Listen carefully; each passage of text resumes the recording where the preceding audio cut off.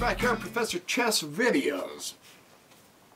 I recently acquired my chess app with my Kindle, and I've been playing it, for the last couple of weeks, level 1, 2, 3, 4, 5.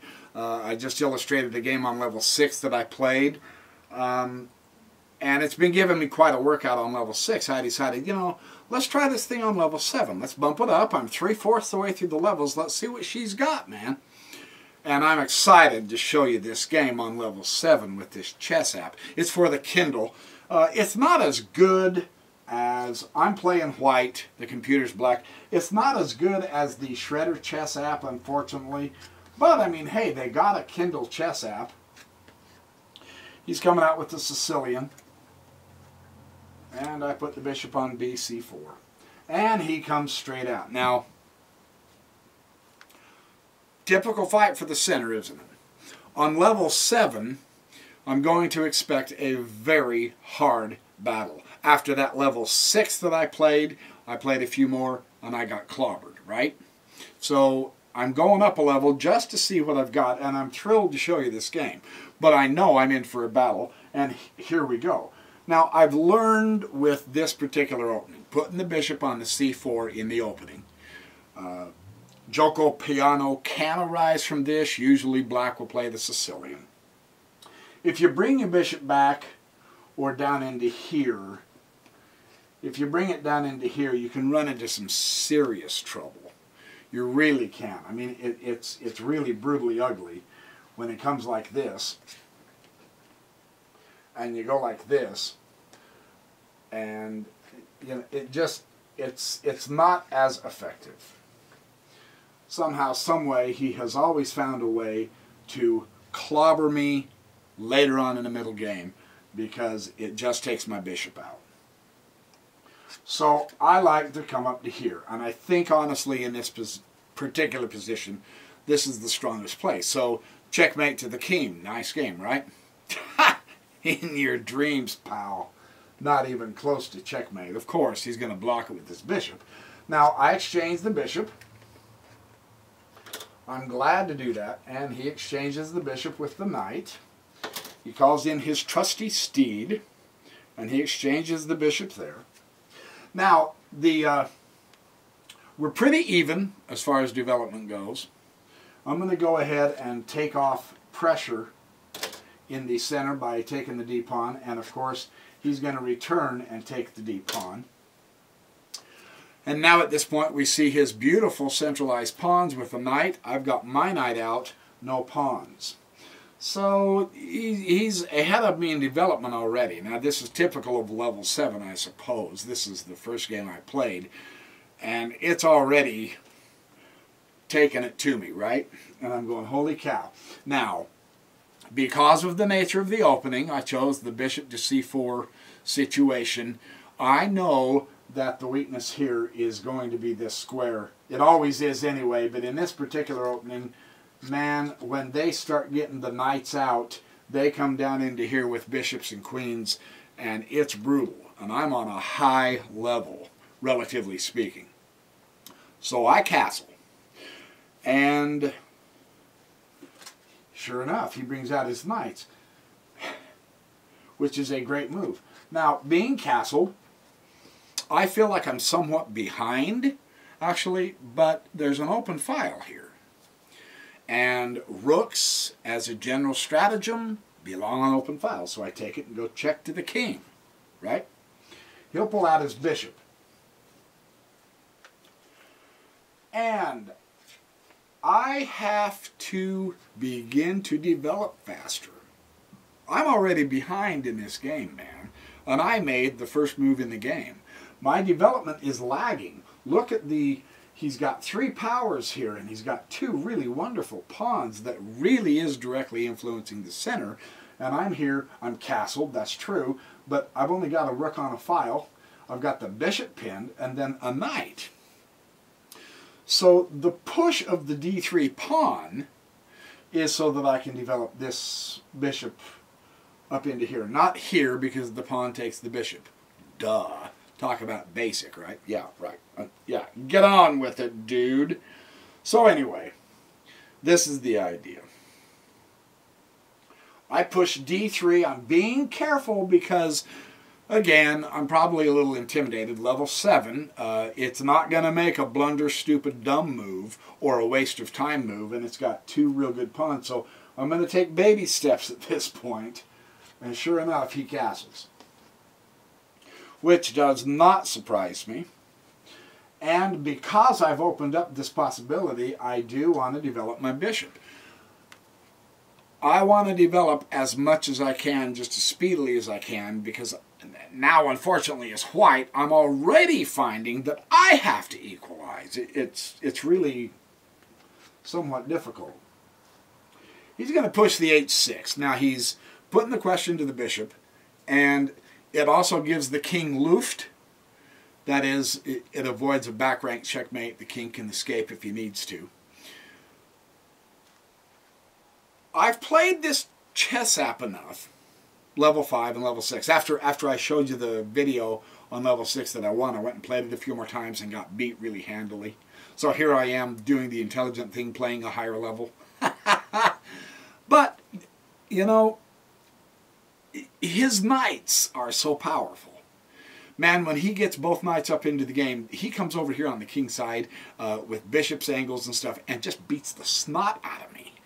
So it's with this idea in mind, with my previous experience the last couple of weeks, that I go ahead and change off his knight.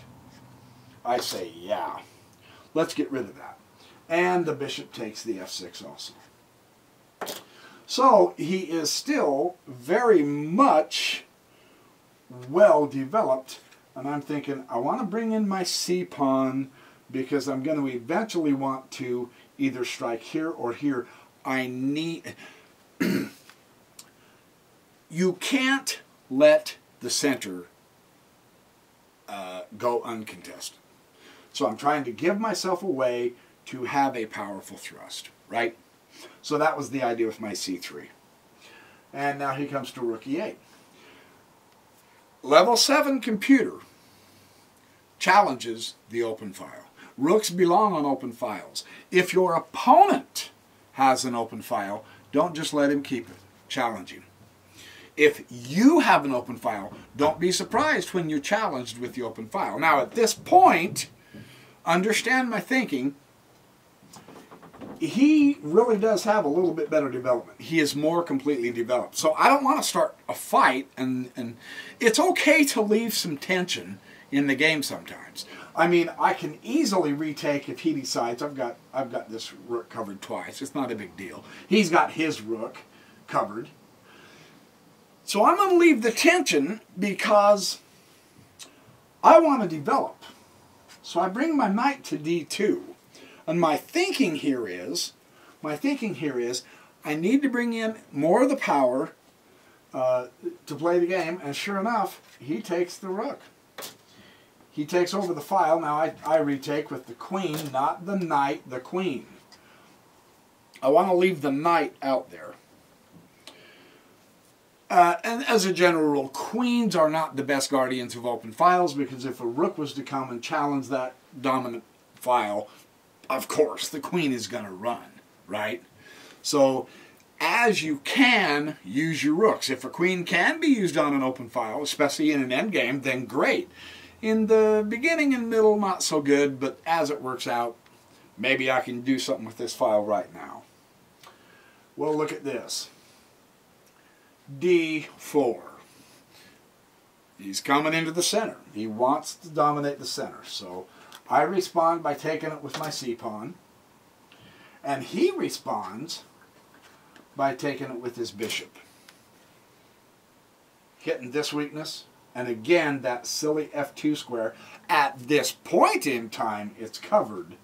But this one isn't, right? So I figure, look, I've got to take the bishop. I'm going to take the bishop, and sure enough, he takes it with the knight. Or he takes the knight with the pawn. So, I think I've brought in a little bit better development. Things have been exchanged down so that I'm not as far behind, right? So I decide, okay, I'm going to take a file. Again, I see an open file. You always want to see the open files. You can see them, they're easy to spot. And I took the open file. The computer also took the open file. Again, contesting the file. Well, he does have more central space because of this pawn. He's past the halfway point, the frontier line. He's into my territory. He's hitting these two squares here, right? Development at this point is even. I'm a little less for space. So with that in mind, I say let's take the rooks off the board. So I did. I took his rook this time. And his queen jumped over here to the C file. So now we each own a file with our queens.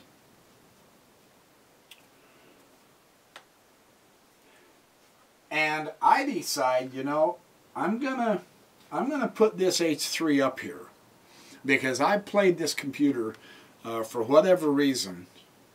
Man, if his knight starts coming into here with a queen, I really don't want that. So I give myself Luft, which I don't regret later in the game. Not a bad move at this point. Watch what he does. Shazam! Boom! Right? We're talking serious initiative. He's coming at me. And he keeps keeping the pressure at me. Whether it's fighting for the center or coming into the 7th rank, it's awesome how this thing plays. And I'm figuring, hey, wait a minute. You know, he's not the only one that has an open file with a queen, so let's get this over with. Ha! Checkmate, dude! Except for the knight that I saw, of course. However, what this does is I pin the knight, so he has essentially one less power to use down here in the battle. Right? My knight's down here with his queen, and my queen can influence things when need be. So this is a good pin for me. I'm thinking, all right, good, good, not bad, not bad. However, my knight's unprotected. I can't just leave it. So I pull it up here to C4. The queen comes down here to B1, check. And I'm thinking, all right, good thing I pushed that H-pawn, right? Because I can see there's a lot of open lanes and spaces in this game. It's easy for a queen to come and give a back rank check, just like we both done, right? So this was my thinking. So queen B1 check, and I jump out of check. And now he takes my support pawn. And I'm thinking, crap. I'm going to make sure that she can't jump back down here and start picking off pawns. So I'm going to give support to my knight here with B3. Now she comes up to queen F5. And again, she's trying to pick off my pawns, right? I'm thinking, well, I can prevent that. I can save that pawn and go to F3. Now she comes down and goes queen F4. Now, what I'm seeing here as I played the game is that. That is a nasty looking pass pawn. And it has a queen escort with it. Not too comfortable. So here's what I'm thinking. Thinking, all right, I'm going to go to G2. Or G1, I mean. And now he comes back to queen C1. And I'm thinking I would be happy to get a draw on level 7. Yeah, I know. I'm dreaming, all right? I'm daydreaming. I'm well aware of that. But I'm thinking, all right, I'm going to bounce back up here and hopefully, come on, man, come back up here. Nope. She pushes the passed pawn. And I'm thinking, that's ugly for me, man. That's tough. That's so tough. So I have to come over here. Now, as a general rule, rooks belong behind passed pawns. I don't have any rooks, so the queen's the next best thing, but as a general rule, rooks belong behind passed pawns, right? So I have to put pressure on this pawn. I can't just let that pawn march down there free and get a queen. No way, man. It's not going to happen. Well, look what he does now. Queen b5. If I move that knight, really anywhere, the queen will take it. That's the only safe square, and then he's going to go to there. And then what have I got? If I move that knight, that pawn is going to march in. I have a chance to get rid of that passed pawn. I have to do it. There's too much pressure there. So this was my thinking. So I took the passed pawn, and of course he took the knight. And I'm thinking this is really, really not going exactly as I was hoping. My pawn did take the c4. And now, of course, his knight comes bopping out. So now I'm down a power. However, now I have the passed pawn. Right? So at this point in the game, and I don't know how I'm going to do it. I'm looking at all kinds of things. I'm going to push that cotton-picking passed pawn as fast as I can. It's my only hope. Now, what thrills me about this game at this point is I've been able to play decently. I haven't been just blown off the board here. I'm really being somewhat competitive. So I come up here to queen d5. I want to escort that pawn just as fast and far as I can. And he brings the queen to a3. And I come over here to go queen a8 check. And he drops the knight back down to f8. Typical. You know, there's no way I can get him out in the open with just a single power. So I'm kind of wasting my time as far as that goes. Queen d5. I come back here. I have to escort this pawn. And now, of course, he takes the a2 pawn. And I'm shaking my head. And I'm saying, holy cow, this is not good. Pins my pawn to my queen. So I came down to d4. There's not a lot I can do. And now, of course, he has the passed pawn, and he's going to race me to the finish line. And I'm thinking, wait a minute, I'm farther than he is. I can do this. So c5, a4, c6. Queen comes to c2 behind the passed pawn. See, rooks belong behind passed pawns. Well, queens also belong behind passed pawns, right?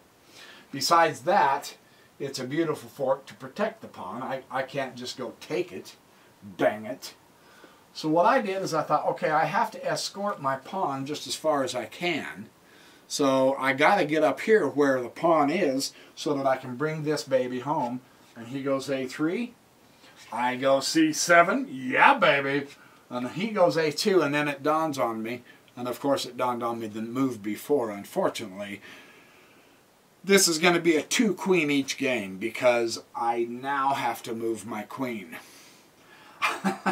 Otherwise he's simply going to take me with the queen, right? I can't just promote, he'll just come and take the queen.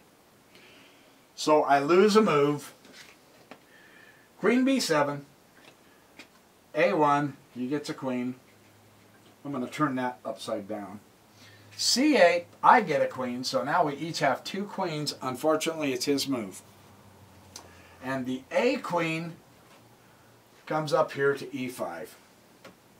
And I see, uh-oh, I can't go here because it's pinned.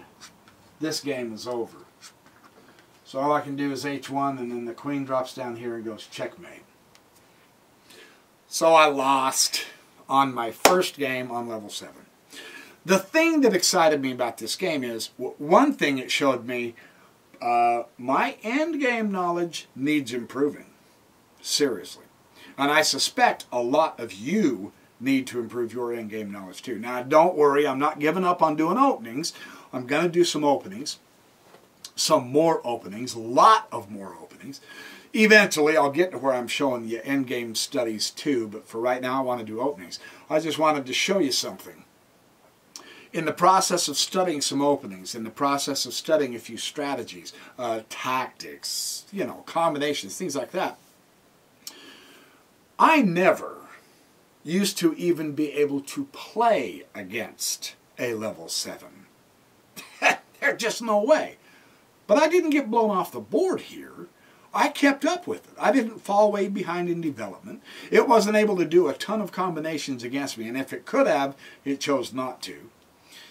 So I'm excited because even on a higher level, if we can practice and learn to keep up, eventually I am going to beat this on level 7. And yes, when I do, I will be happy to show you that game too. So anyway, here's one I lost, but it was very instructive because I know several more things now about how to conduct an end game.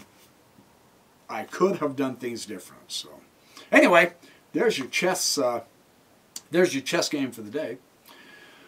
Remember, live a fabulous life. Make lots of money. Do very well. Sleep good. Don't take too much aspirin. It thins your blood. Stay out of busy streets. You might get run over, etc., etc. And keep studying chess.